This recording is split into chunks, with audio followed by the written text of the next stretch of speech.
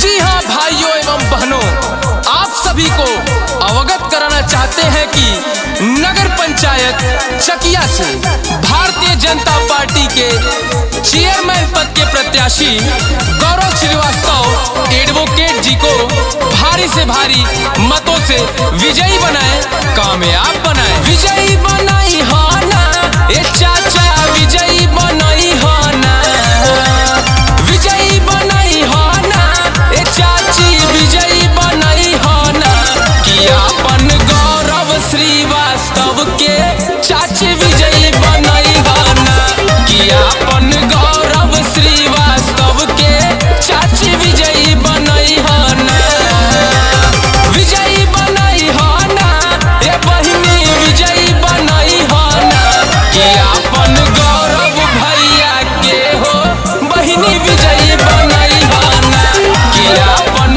गौरव भैया के हो बहिनी विजयी बनाई हो ना। हो गई है पीर पर्वत सी पिघलनी चाहिए, इस हिमालय से कोई नई गंगा निकलनी चाहिए। सिर्फ हंगामा खड़ा करना मेरा मकसद नहीं है यारो, मेरी कोशिश है मेरे क्षेत्र की, मेरे नगर की दशा बदलनी चाहिए, दशा बदलनी चाहिए।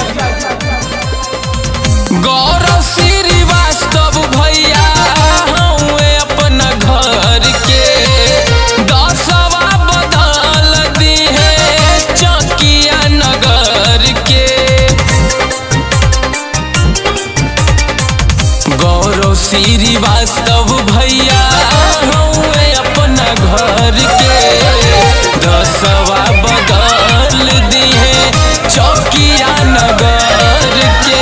इनके जिताई हो ना ए भैया, इनके जिताई हो ना, इनके जिताई हो ना ए भाभी, इनके जिताई हो ना कि चेयरमैन इनके बनई हो भैया, इनके जिताई हो ना कि जीत के ताज पहिरई हो भाभी, इनके जिताई हो ना।